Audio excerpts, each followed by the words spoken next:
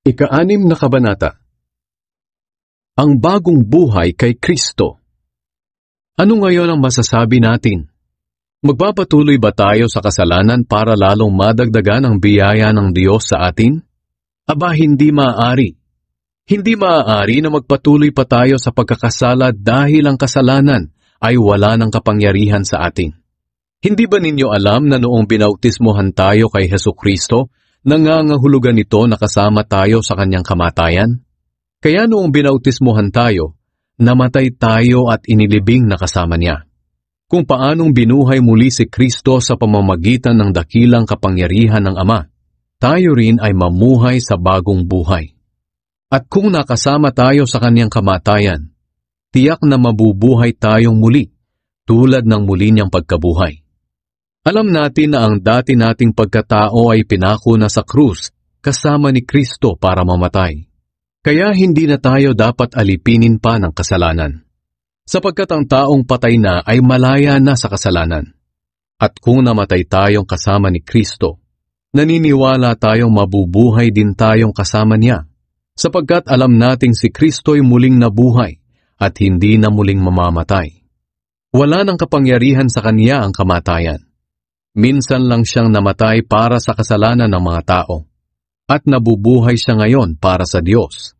At dahil na kay Kristo Jesus na kayo, ituring ninyo ang inyong mga sarili na patay na sa kasalanan at nabubuhay na para sa Diyos. Huwag na ninyong paghariin ang kasalanan sa inyong katawang may kamatayan, para hindi na ninyo sundin ang masasamang hilig nito. Huwag na ninyong gamitin ang alinmang bahagi ng inyong katawan sa paggawa ng kasalanan. Sa halip, ialay ninyo ang inyong sarili sa Diyos bilang mga taong binigyan ng bagong buhay. Ilaan ninyo sa Diyos ang inyong katawan sa paggawa ng kabutihan, sapagkat hindi na dapat maghari pa sa inyo ang kasalanan, dahil wala na kayo sa ilalim ng kautusan, kundi sa ilalim na ng biyaya ng Diyos. Mga alipin ng katuwiran. Ngayon, dahil wala na tayo sa ilalim ng kautusan, kundi sa biyaya na ng Diyos, nangangahulugan bang magpapatuloy pa rin tayo sa paggawa ng kasalanan? Aba, hindi. Hindi nyo ba alam na alipin tayo ng anumang sinusunod natin? Kaya kung sinusunod natin ang kasalanan, alipin tayo ng kasalanan, at ang dulot nito'y kamatayan.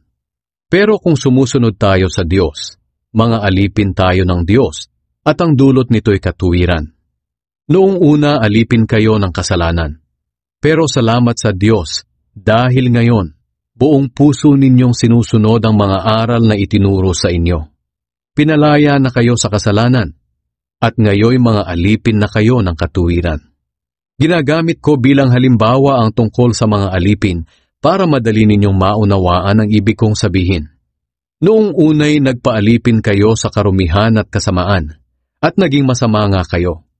Ngayon na may magpaalipin kayo sa kabutihan para maging banal kayo.